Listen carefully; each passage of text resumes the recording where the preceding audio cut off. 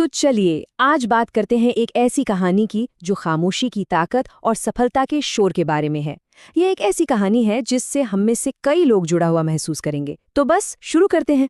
कहानी का नाम है लास्ट बेंच वाला लड़का।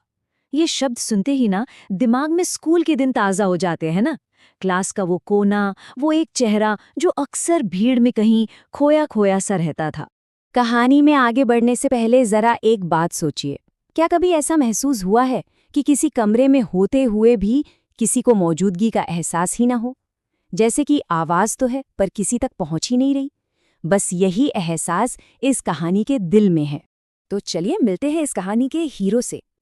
वो लड़का जो हमेशा सबसे पीछे, सबसे आखिरी बेंच पर बैठता था।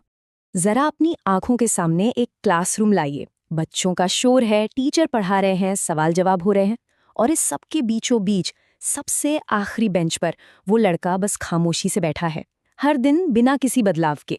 मतलब वो लड़का ना अपनी ही धुन में रहता था।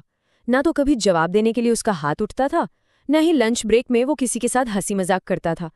अकेलापन ही जैसे उसकी पहचान बन गया था। और इसका नतीजा क्या हुआ? धीरे धीरे वो जैसे हवा में घुल गया, सबकी नजरों से एकदम ओझल। टीचर्स के लिए वो बस एक नाम था अटेंडेंस रजिस्टर में, और क्लासमेट्स के लिए शायद वो वहां था ही नहीं। उसे पूरी तरह से अनदेखा कर दिया गया।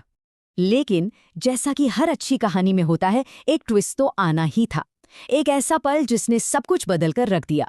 इस लड़के की कहानी में भी वो पल आया जब उसकी खामोशी टूटी।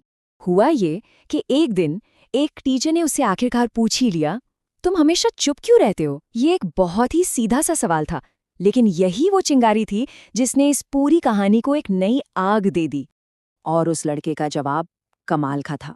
इन शब्दों में कितनी गहरी बात छुपी है, सोचिए। उसने कोई शिकायत नहीं की, बल्कि खुद से एक वादा किया। उसने कहा, क्योंकि जब मैं बोलता हूं तो लोग सुनते नहीं, और जब मैं कुछ बन जाऊंगा तब सब देखेंगे। बस यहीं से उसने बहस करने की बजाय खुद को बनाने पर अपनी सारी एनर्जी लगा दी। और बस इसके बाद कई साल गुजर गए। ये साल खामोशी से भरे थे, लेकिन ये खाली नहीं थे। ये साल थे मेहनत के, लगन के, और खुद को एक हीरे की तरह तराशने के। ये जो बदलाव है ना, वो इस स्लाइड पर साफ दिखता है। एक तरफ वो आखिरी बेंच पर बैठा एक गुमनाम सा स्टूडेंट, और दूसरी तरफ एक कामयाब और इज्जतदार प्रोफेशनल। ये नतीजा था उसकी सालों की खामोश मेहनत का। उसका वो खामोश वादा अब एक जीती जागती हकीकत बन चुका था। सोचिए, वो ही लड़का जिसे कोई सुनना तक नहीं चाहता था, अब जब वो बोलता था तो पूरा का पूरा कमरा पिन ड्रॉप साइलेंस में उसकी बातें सुनता था। उसकी कामयाबी ने उसे वो आवाज दी थी जिसका वो हमेशा से हकदार था। तो आखिर में इस पूरी कहानी का निचोड़ क्या है? वो कौन सी सबसे बड़ी सीख है जो इस लड़के की जिंदगी हमें देती है? जब उससे उसकी कामयाबी का राज पूछा गया तो उसने बस एक लाइन में जवाब दिया, और वो एक लाइन ही इस पूरी कहानी का सार है। टाइम आने पर आवाज नहीं, काम बोलता है। और यही है इस कहानी का अमृत, इसका इलिक्सर। मतलब एकदम साफ है। दुनिया को ये बताने में वक्त बर्बाद करने की जरूरत नहीं है कि कोई क्या कर सकता है।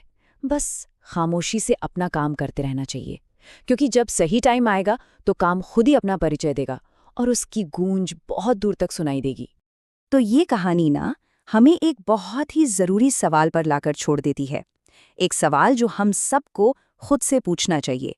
हमारा काम हमारे लिए क्या कह रहा है? क्या वो खामोशी से एक बड़ी सफलता की कहानी लिख रहा है? इस पर जरूर सोचिएगा।